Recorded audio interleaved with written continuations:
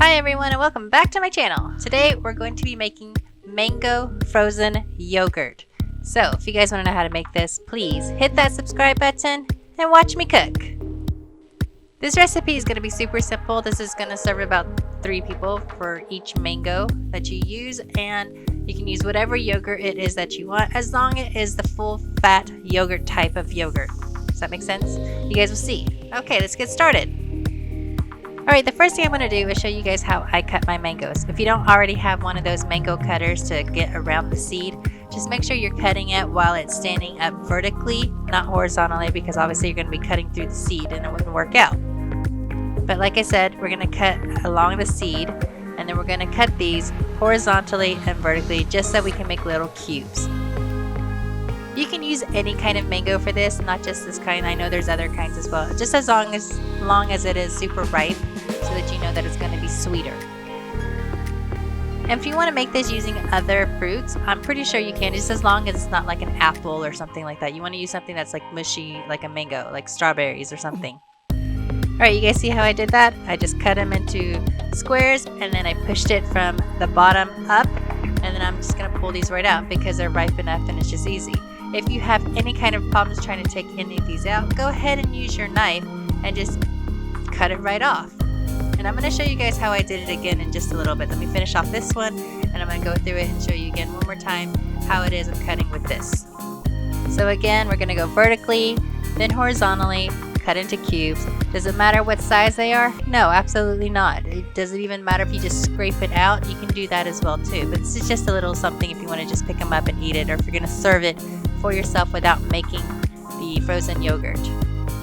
But continue just to pull them right off of there, and then use your knife to get the rest of it off. As for the seed part, if you want to get around the seed and try to cut it off, you can, but my kids love the seed. It's the juiciest in the center, so I went ahead and let them have that. So let's start with our blending process now. So like I said, you guys can use whatever yogurt it is you want. If you want to use the flavored yogurts, if you want like a peach flavor to go with your mango, you can do that. If you want to use the Greek yogurt, you can also do that, but I am using just plain yogurt here. I'm using a half a cup of yogurt per mango, so I'm going to throw 3 in here because I have the 3 mangoes that I'll be using. Something I forgot to mention to you guys before, go ahead and throw in a cake pan or a bread pan or something like that into the freezer before you start all of this. And now all we're going to do is add a teaspoon of lime juice. Use the squeezy kind or a fresh lime, it doesn't matter. And all we need to do is now add our mangoes right in here, and I'm going to be using, you guys noticed my parchment paper earlier? I use that because it's just easier to fold in to make sure the mangoes all fit inside of the blender without spilling anything over. Now once everything is in there, you can smash it in with the utensil, spoon, or whatever if you need to. If you use something large enough, you obviously don't have to, but just go ahead and throw your top on, and let's start blending all of this together. Now you have a couple of choices here. You can either pulse it, a few pulses you can see once your mango starts getting to the point you want it to with nice little chunks, or you can just blend it for about 30 seconds to make it nice and creamy.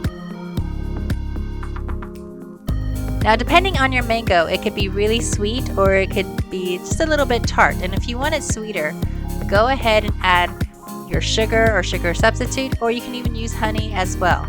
Mine wasn't as sweet as I would like for it to have been, so I went ahead and added a 1/3 cup of sugar because of the 3 mangoes that I did use in mine. And because I'm diabetic, again, I am using Splenda for me, and it still tastes absolutely delicious because I'm just going to try to keep the sugars down because of the yogurt already and the mango itself that already has a lot of sugar in it. Now I popped my pie pan in the freezer before I started this entire process, so I'm just going to throw it right in there to keep my pan cold and everything else cold. You pop this in the freezer for a couple of hours, and then it's going to come out like this. Nice little result here. It's a little firm, and it's still going to be soft in the center. And if by chance you end up throwing yours in the freezer and forgetting about it, just put it in the refrigerator for about 20 minutes, and it should defrost enough for it to be easy enough for you to scoop out. Now because the pie pan is so shallow, I went ahead and just used my tablespoon to scoop it out because, you know, the ice cream scoop isn't going to work unless we make like a dozen of these things. But it turned out really well. So just throw it in a bowl. I decorated mine with a couple more mangoes on top. Chop some mangoes up in there and put it on top if you'd like to. But this is absolutely delicious. It turned out perfectly and we loved it. If you guys like this easy recipe, please hit that subscribe button, like it and share it. And until the next meal, thank you for watching. Watch me cook.